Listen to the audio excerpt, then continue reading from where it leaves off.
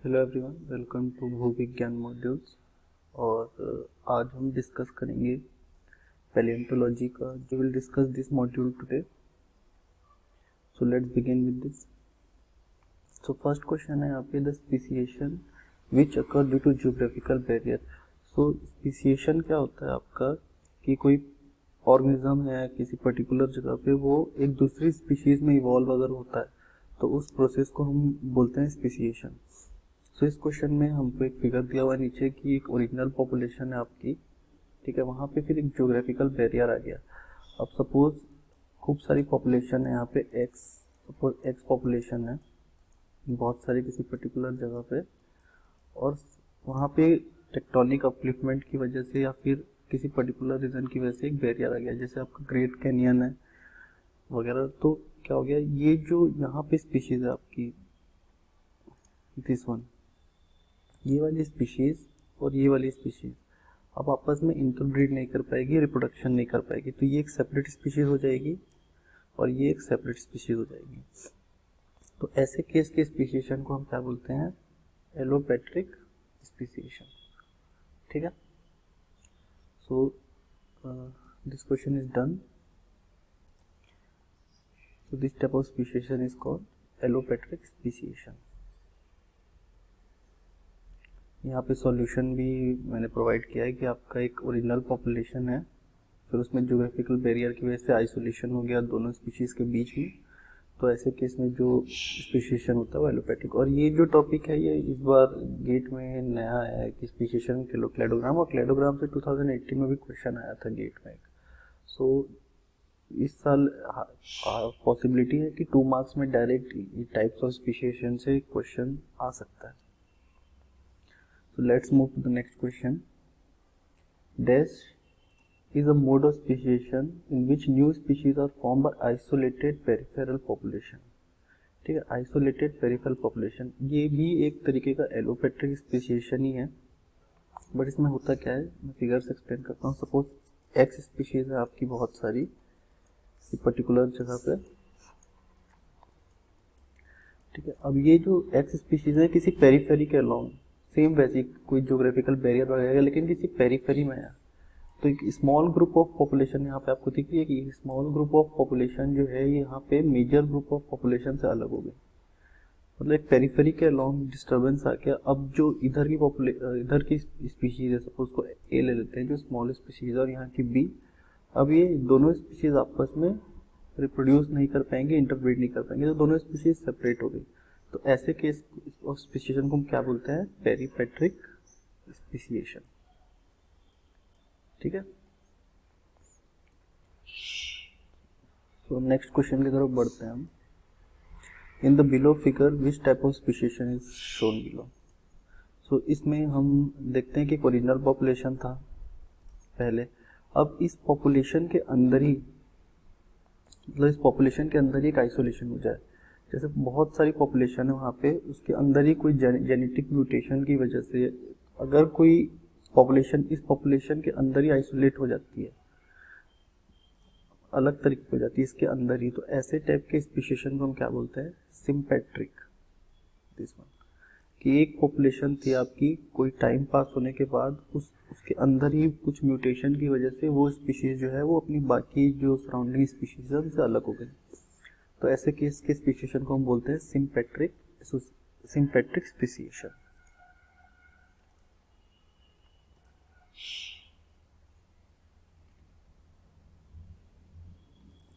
Next question, in the below figure which type of speciation shown. अभी ये भी एक तरीके का सिम्पेट्रिक टाइप का एग्जांपल है। आप देख सकते हैं कि एक ओरिजिनल पॉपुलेशन थी, फिर उनके बीच में ही हुआ, बट उसमें सिम्पेट्रिक में क्या था कि आपका जो ओरिजिनल पॉपुलेशन है उसके अंदर ही आइसोलेटेड पॉपुलेशन है, बट अगर ये जो आइसोलेटेड पॉपुलेशन है दोनों अलग अलग हो जाए, ठीक है, मतलब ये एक अलग स्पीशीज हो गई और ये एक अलग स्पीशीज हो गई, अब उसके अंदर नहीं है ये, तो ऐसे केस में हम ऐसी टाइप की स्पीशीएशन हम क्या बोलते हैं, ऐसी टाइप की स्पीशीएशन हम बोलते हैं पैरापेट्रिक स्पीशीएशन।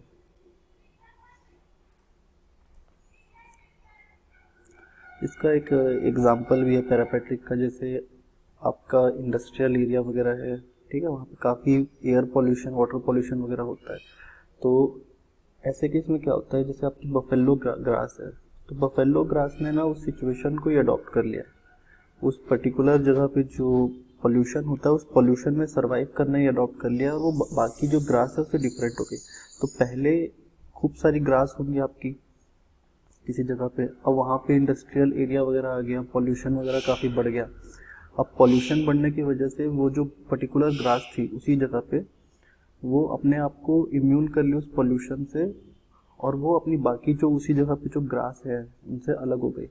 तो ऐसे केस के स्पीशीशन हम क्या बोलते हैं, पैरापेट्रिक स्पीशीशन। मतलब एक ओरिजिनल पॉपुलेशन से ही आपकी एक दूसरी पॉपुलेशन निकल के आ रही है जिसने उस पर्टिकुलर सिचुएशन को अडॉप्ट कर लिया है, और वो अपने जो एंसेस्टर जो पॉपुलेशन है उनसे काफ़ी सेपरेट हो गई है। तो ऐसे केस को हम बोलते हैं पैरापेट्रिक स्पीशिएशन। सो ये एक एग्जांपल है यहाँ पे कि व्हेन एरिज़ोनास ग्रैंड कैनियन फॉर्म्ड। तो ये ग्रैंड कैनियन फॉर्म हो रहा है, मतलब एक तरीके का ये क्या है, जियोग्राफिकल बैरियर है। This is a type of geographical barrier, ठीक है। तो जो स्क्विरल्स थी वहाँ की, वो अब इंटरब्रीड नहीं कर पाएंगे। सपोज यहाँ पे आपकी स्क्विरल्स थी काफ़ी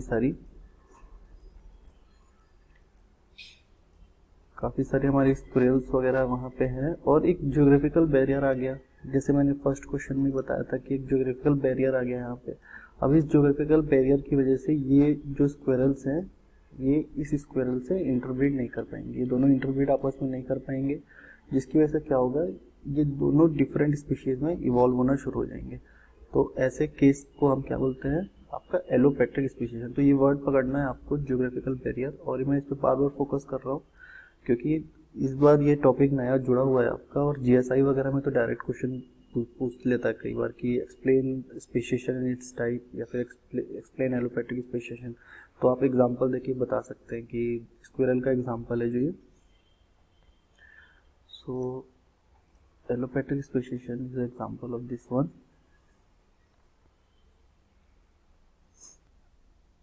तो नेक्स्ट क्वेश्चन की तरफ मूव करते हैं। Dash species sometimes happen when a part of environment has been polluted.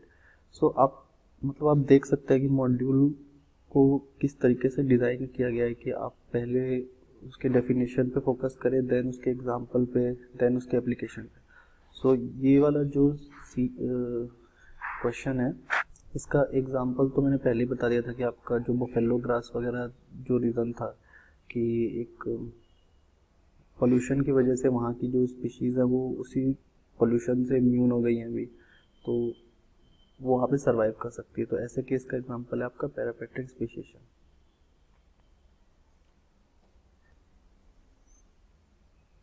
यहाँ पे एग्जांपल भी दिया हुआ है बफेलो ग्रास का, और ये बहुत अच्छा एग्जांपल है, इस पर रिसर्च भी काफ़ी अभी हो रही है, तो आप लोग रिसर्च पेपर भी पढ़ सकते हैं बफेलो ग्रास के ऊपर। The below cladogram represent an example of। तो ये किसका एग्जांपल है, इसमें आपको देखना है कि जो एंसेस्ट्रल ट्रेट है ये वाला, इससे जो लास्ट में जो आपके जो ट्रेड्स बने वो दोनों का डिराइव्ड है, ठीक है। ये भी इससे डिराइव्ड है और ये भी इससे डिराइव्ड है। तो ऐसे केस में हम ऐसे एग्जांपल को हम क्या बोलते हैं, होमोप्लेसी। कि मतलब आपका एक एंसेस्ट्रल ट्रेट है एक्स, और उससे जो डिराइव्ड ट्रेट है दोनों, अगर ये ए और बी सपोज दो ट्रेड्स बनते हैं आपके, और ये दोनों के दोनों ट्रेड डिराइव्ड हैं, अगर दोनों के दोनों ट्रेड डिराइव्ड हैं तो ऐसे क्लेडोग्राम को हम बोलते हैं होमोप्लेसी। सो यहाँ पे डेफिनेशन में लिखा है कि homoplasy is a character between two or more animal that did not arise from a common ancestor. Homoplasy is the opposite of homology where common ancestor provide the genes that give rise to the trait in two or more animals. So this is next question, which among the following based on phylogeny is outgroup। हमको outgroup पहचानना है। तो outgroup क्या होता है, जो मतलब बाकी से लोगों से कनेक्टेड नहीं होता। मतलब आप यहाँ पे देख सकते हैं कि जो 2 है इनका ये कॉमन एंसेस्टर है, 2 और 4 का यहाँ पे कॉमन एंसेस्टर है, 5 और 2 का ये कॉमन एंसेस्टर है। बट 1 को आप देखेंगे तो 1 जो है उसका सिर्फ एक यही कॉमन एंसेस्टर है, ठीक है। मतलब ये किसी के साथ शेयर नहीं कर रहा है, अपने डिराइव्ड ट्रेट्स को। तो ऐसे केस में जो सेपरेट हो जाते हैं, इसमें हम जो क्लेडोग्राम बनाते हैं, ऐसे केस में जो स्पीशीज सेपरेट हो जाती है उस सेपरेट स्पीशीज को हम बोलते हैं आउट ग्रुप। तो यहाँ पे 1 हो जाएगा हमारा आउट ग्रुप।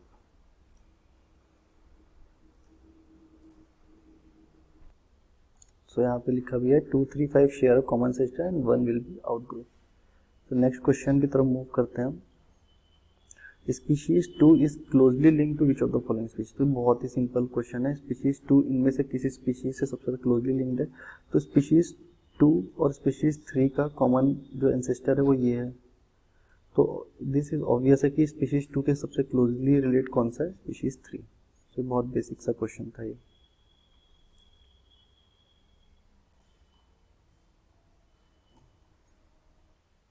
ठीक है, अब इसमें 2 एंड 3 शेयर कॉमन एंसेस्टर। तो ये चीज आपको ध्यान रखना है कि 2 और 3 जो है यहाँ पे कॉमन एंसेस्टर से शेयर कर रहे हैं, इसलिए they are closely linked. So this is question number 10। और ये थोड़ा सा कॉन्सेप्चुअल क्वेश्चन है, आपको इसमें MSQ क्वेश्चन है। इसमें आपको बताना है कि कौन सा स्टेटमेंट करेक्ट है यहाँ पे क्लेडोग्राम से पढ़ के।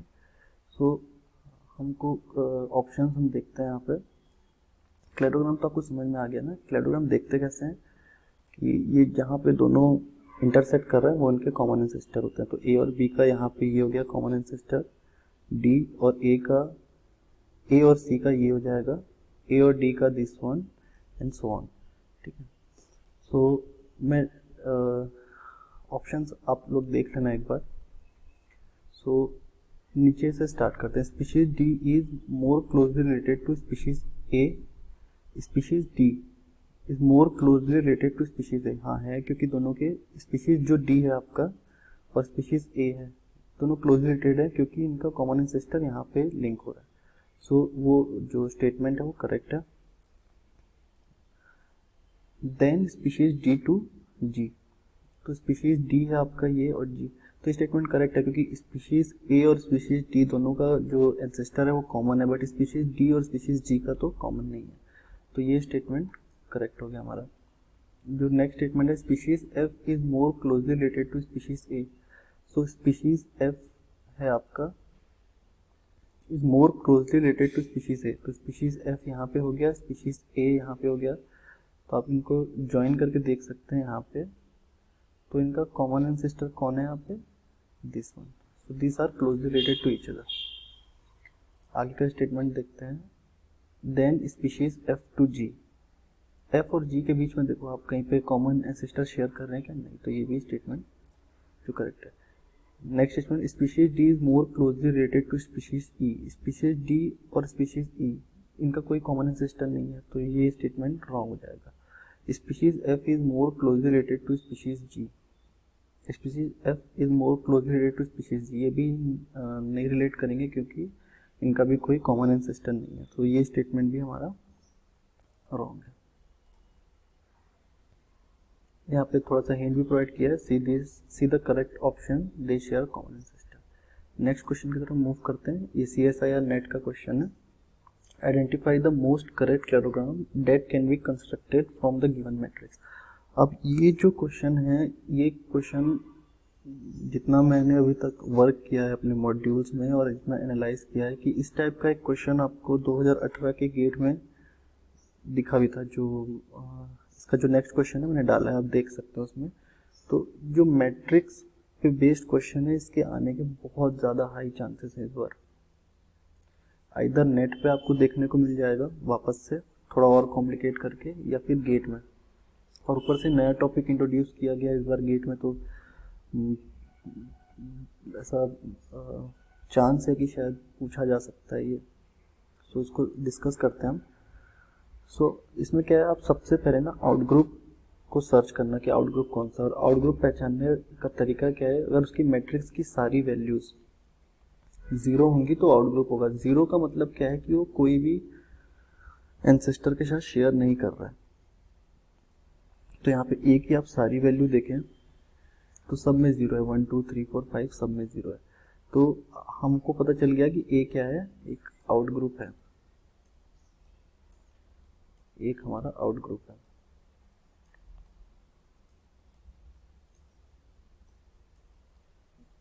ठीक है। तो अब ऑप्शन में देख लेना आप कि ए आउट ग्रुप कहाँ पे, इस ऑप्शन में ए आउट ग्रुप है, अलग है, देखो ना आप यहाँ पे किसी के साथ शेयर नहीं कर रहा है, इसका अपना अलग ही मतलब बाहर चल गया। क्वेश्चन हमने किया भी था आउट ग्रुप पे कि वो उसको किसी के साथ अपने डिराइव ट्रेड्स को शेयर नहीं करता है। बी ऑप्शन में भी आउट ग्रुप है, सी ऑप्शन में बी आउट ग्रुप है, तो बी जो है वो आउट ग्रुप नहीं है क्योंकि बी के मैट्रिक्स में जीरो नहीं है, आप देखो सब जगह पे। और डी यहाँ पे इसमें भी आउट ग्रुप नहीं है क्योंकि यहाँ पे मैट्रिक्स में सम वैल्यूज है, तो ये ऑप्शन और ये ऑप्शन नहीं होगा। अब बच्चे और ऑप्शन एलिमिनेट करना भी आपको थोड़ा ध्यान रखना है एग्जाम में ना, कई क्वेश्चन जो है आपको एलिमिनेट करके ही सॉल्व होंगे। तो आगे देखते हैं फिर इसको।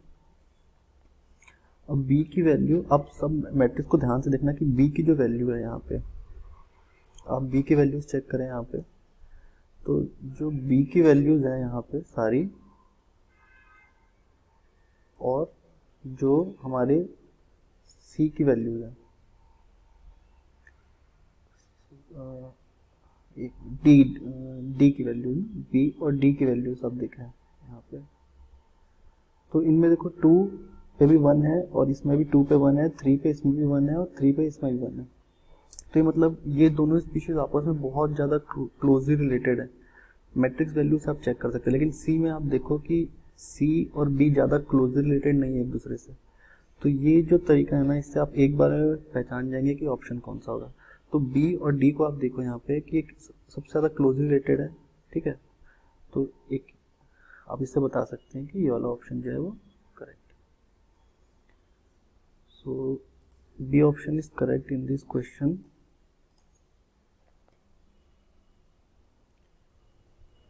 ए इज आउटरेज और आउट ग्रुप है, और B and D share common system. अब ये क्वेश्चन गेट में आया था, ठीक है। तो ये क्वेश्चन मैं व्यूअर्स पे छोड़ देता हूँ, आप देखा आपसे आराम से बन जाएगा अगर आपने मॉड्यूल की इस वीडियो को प्रॉपरली सुना होगा तो आप इसका आंसर कमेंट सेक्शन में करके बता देना। So I hope this module is really helpful to the students. और काफ़ी सारे मॉड्यूल्स और अवेलेबल हैं यहाँ पे। मिनरोलॉजी आज से स्टार्ट हो जाएगा, मिनरोलॉजी के भी मॉड्यूल्स आज से अपलोड करना शुरू कर दूँगा मैं। Thank you very much for attending this lecture.